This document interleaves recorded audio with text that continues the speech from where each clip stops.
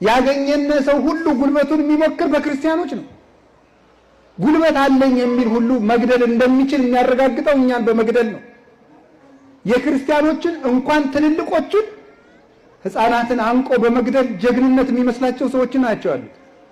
የሁለት ዓመት ሕፃን ሰምታችኋል? ሰሞኑን የታነቀ የሁለት ዓመት ሕፃን ይታነቃል? ትልቅስ ቢሆን ይታነቃል? ነውር አይደለም እንዴ? እና እንደዚህ ከሆነ እግዚአብሔር ለምንድን ነው ዝም የሚለን? ለምንድን ነው እንድንሞት የሚያደርገው? ልንገራችሁ የእግዚአብሔር ቤተሰቦች፣ አልሆንለት ብሎ ነው? ለኛ ስለማያዝንልን ነው? ባያዝንስ ቢያንስ ለሁለት ዓመት ሕፃን አያዝንም? እኛስ መቼም በደለኞች ነን። ለምንድን ነው እግዚአብሔር ዝም የሚለን? ታውቃላችሁ? ሰማዕትነት የመንግስተ ሰማያት መግቢያ በር ስለሆነ ነው። እስኪ በሉ ሰማዕትነት በሉ። የመንግስተ ሰማያት ምንድን ነው? መግቢያ በር ነው።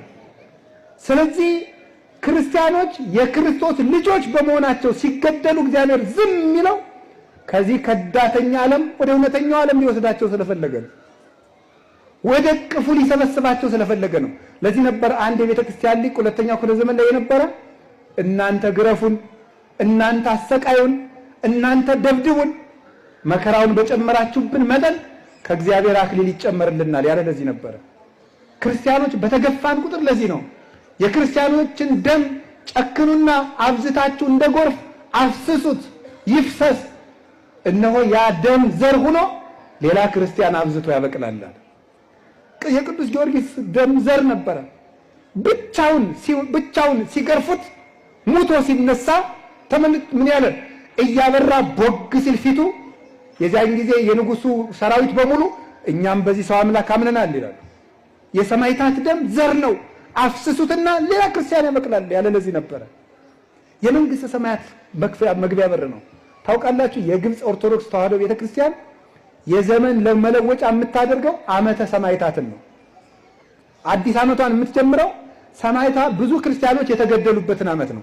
ለምን ሲባል የዘመን መለወጫው ዕለት የአዲስ ዓመት መግቢያ እንደሆነ ሁሉ ሰማዕትነት የመንግስተ ሰማያት መግቢያ በር ነው። ግብፅ ውስጥ ያለ ክርስቲያን እያንዳንዱ ክርስቲያን በክርስቶስ ስም ለመሞት እየተዘጋጀ ነው የሚኖረው። በአፄ ካሌብ ጊዜ ናግራን ወይም የዛሬዋ የመን ውስጥ አንድ አይሁዳዊ ንጉሥ ክርስቲያኖችን እየጨፈጨፈ ይገላቸው ነበር። እናቲቱን ልጁ ፈርቶ እኔ አላምንም እንዲል እግዚአብሔር ያሳያችሁ፣ የ5 ዓመቱን ሕፃን አይኑ እያየ እናቱን እሳት ውስጥ ከተቱበት።